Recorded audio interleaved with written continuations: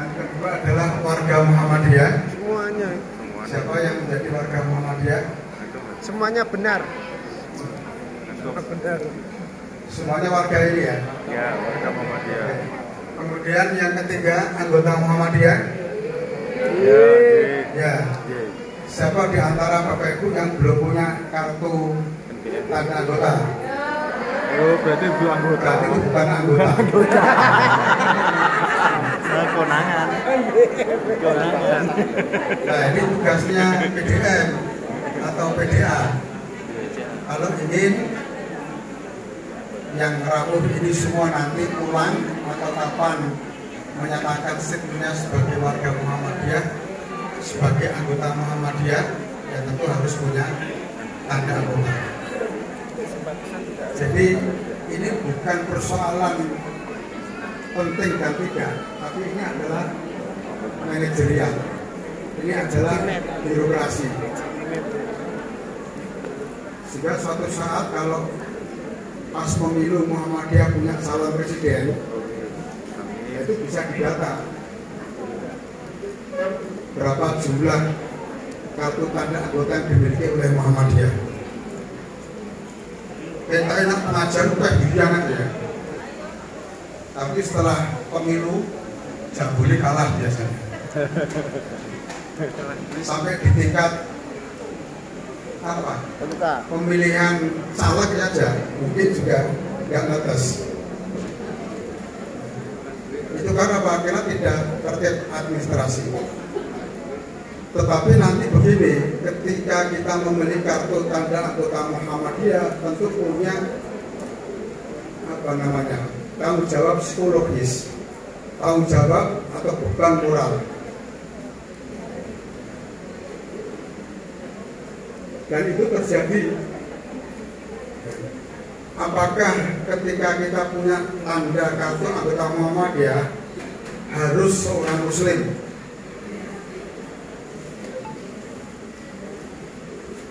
Harus seorang Muslim? Harus. Harus. Harus.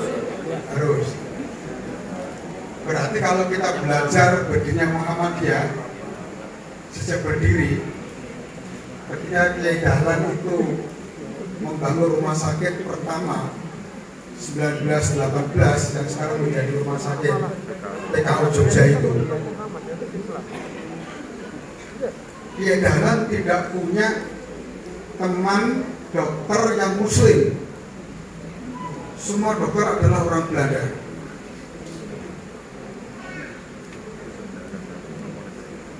Mereka diajak oleh Kiai Dahlan untuk membangun bangsa ini terkait dengan bidang kemanusiaan.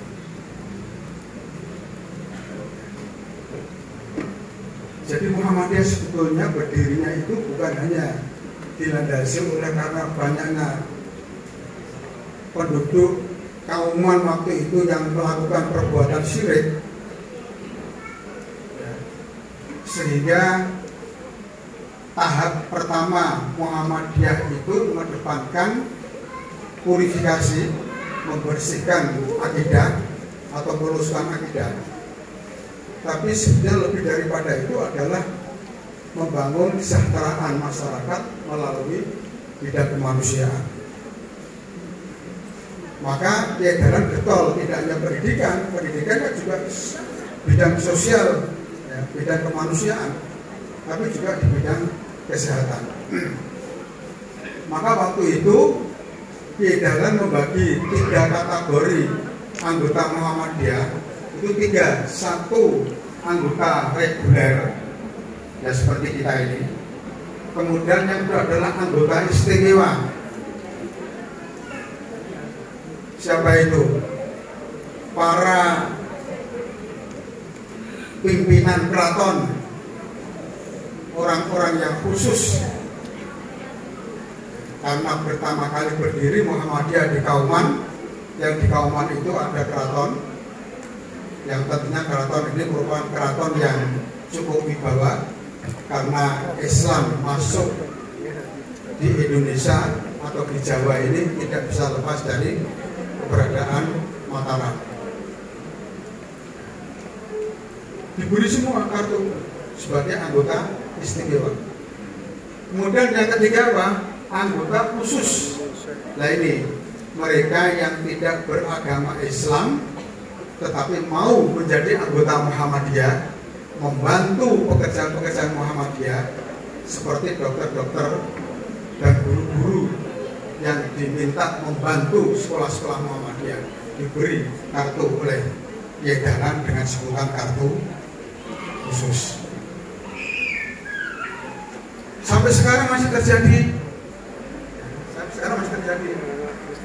Di beberapa daerah di Indonesia bagian timur, di Kupang, di Sorong, Manokwari, Jayapura, yang semua daerah itu sudah saya jelajahi.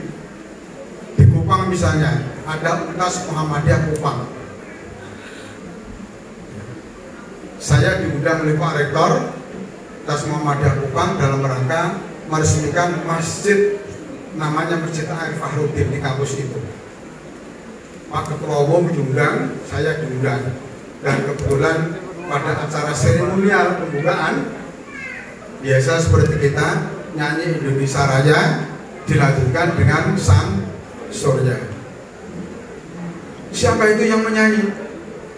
Ternyata dari 24 orang paduan suara itu semua non-muslim, semua penyanyi gereja. Makanya menyanyikannya dengan penuh perasaan, dengan mendalami sekali. Ya Allah Tuhan Rabbiku, itu penyanyi gereja itu. Muhammad junjunganku, Al-Islam agamaku, Muhammadiyah. Itu dinyanyikan oleh paduan suara yang semuanya itu adalah penyanyi gereja. Terjadi betul itu Bapak Ibu, saya tidak bohong. Ya. Maka di sana, kalau di sini ada mata kuliah, kalau kuliah di sekolah atau di perguruan tinggi Muhammadiyah, AIK, Al-Islam dan Muhammadiyah. Di sana ada juga AIK, tapi kepanjangannya Al-Kristen ke Muhammadiyah. Al-Kristennya dicarikan dosen dari agamanya masing-masing. Ke Muhammadiyah wajib mengambil meskipun dia bukan seorang muslim. Maka mereka kalau ditanya siapa ketua PBM NTT misalnya, Kupang kan NTT ya, apa majelis-majelis yang ada di PBM, yang ada di PDM, siapa ketuanya. Dan mereka akrab dengan pimpinan-pimpinan cabang, bukan seperti kita. Oke Bapak Ibu udah apa nama pimpinan cabangnya. Begitu selesai acara ada 2 mahasiswa yang ketemu saya, dan saya terkejut sekali saya ketika mereka membuka dompet menunjukkan, Prof, saya punya kartu tanda anggota Muhammadiyah. Coba bayangkan. Tidaknya itu, dia bilang, mereka bilang saya bangga menjadi anggota Muhammadiyah. Apa Bapak Ibu pernah sambil KTA-nya diginikan, saya bangga menjadi Aisyah, menjadi Muhammadiyah? Tidak pernah. Yang laki, kedua itu laki dan perempuan. Setelah saya tanya kepada Pak Rektor, itu memang dianjurkan, bukan diwajibkan, dianjurkan semua mahasiswa. Padahal 87% mahasiswa adalah non-muslim, sehingga sebagian besar mereka yang non-muslim di sana itu punya kartu tanda anggota Muhammadiyah. Dan saya buktikan betul, saya baca itu. Di atas ada tulisan tanda anggota Muhammadiyah, di bawahnya ada nomor baku Muhammadiyah. Jadi ternyata menjadi anggota Muhammadiyah itu belum tentu harus muslim. Dan yang membanggakan saya, Saya tanya, kenapa Anda bangga sambil begini-begini menjadi anggota Muhammadiyah? Saya bangga karena setiap ada bencana, banjir, gempa bumi, yang terakhir COVID-19, Muhammadiyah datang pertama kali sebelum pemerintah hadir. Sebelum ada kelompok lain hadir, Muhammadiyah pasti datang lebih dulu. Ternyata itu yang membuat mereka bangga dan ikhlas menjadi anggota Muhammadiyah meskipun non-muslim. Itu karena kebaikan. Karena Muhammadiyah itu kan memegang prinsip in ahsantum ahsantum li anfusikum wa in asatum falaha. Sekecil apapun perbuatan kebaikan kita kepada orang lain, itu hakikatnya, kita kalau sudah bicara hakikat itu sudah paling tinggi. Itu hakikatnya kita berbuat baik pada diri kita sendiri. Wa in asatum falaha. Meskipun kita berbuat jahat, menzalimi orang lain, meskipun itu kecil, tapi ternyata itu adalah bibit perbuatan tidak baik kita pada diri kita sendiri. Maka jangan pernah. Muhammadiyah itu pertama kedalan keliling, termasuk di Solo. Di Solo itu kan berdirinya Muhammadiyah 1924. Di Solo itu ternyata sering kedalan ke Solo mengajar, membentuk kelompok-kelompok pengajian di mana-mana itu. Dan saya ketika kuliah di UGM itu sempat ngaji kepada Pak AR. 3 tahun saya ngaji kepada Pak AR setiap malam Selasa. Karena rumah kos saya itu marbot masjid dulu Bapak Ibu. Marbot masjid Marbiyah yang berada di sebelah kanan persis rumah sakit Sarjito. Saya juga 3 tahun itu jadi marbot masjid di situ. Dekat dengan rumahnya Pak AR. Jalan itu nggak jauh.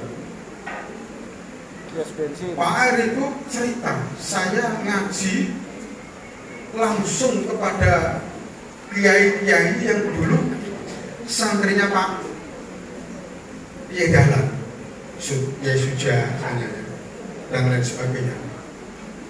Mereka cerita para kiai itu kepada saya, kemana-mana Pak AR itu selalu membawa ayat satu yang tidak pernah lupa. Jadi kalau kita ditanya Muhammadiyah berdiri itu dasarnya apa? Ar-Rahmanir Rahim itu ya, itu betul ya. Termasuk Ali Imran 100 berapa ya? 110 itu ya, itu betul.